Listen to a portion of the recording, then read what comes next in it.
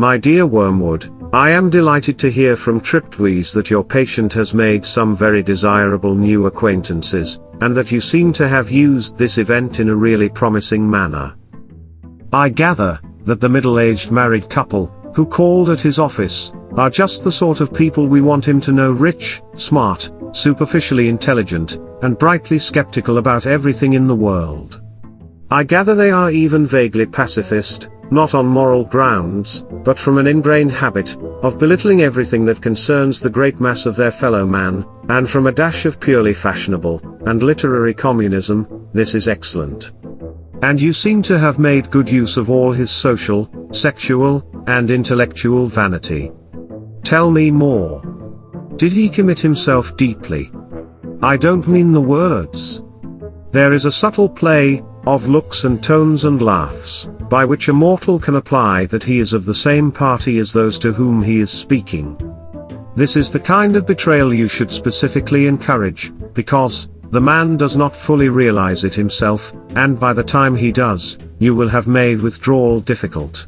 No doubt, he must very soon realize that his own faith is in direct opposition to the assumption on which all the conversation of his new friends is based. I do not think that matters much, provided that you can persuade him to postpone any open acknowledgement of that fact, and this, with the aid of shame, pride, modesty and vanity, will be easy to do. As long as the postponement lasts, he will be in a false position. He will be silent when he ought to speak, and laugh when he ought to be silent.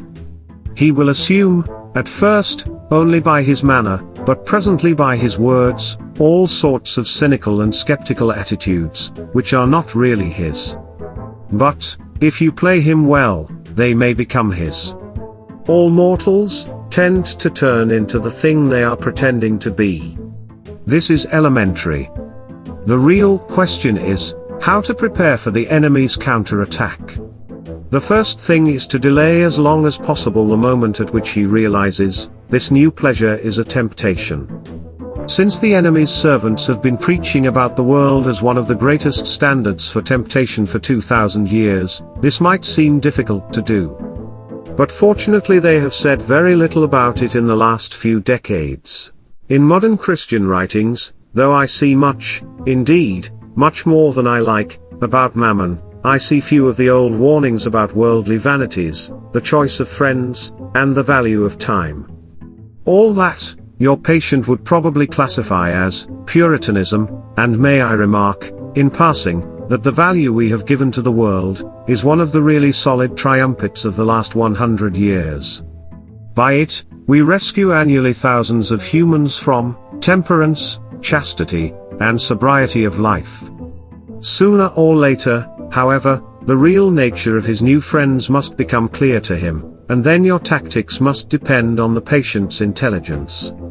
If he is a big enough fool, you can get him to realize the character of the friends only while they are absent. Their presence can be made to sweep all criticism. If this succeeds, he can be induced to live, as I have known many humans to live, for quite a long periods, two parallel lives. He will not only appear to be, but actually be, a different man in each of the circles he frequents. Failing this, there is a subtler and more entertaining method.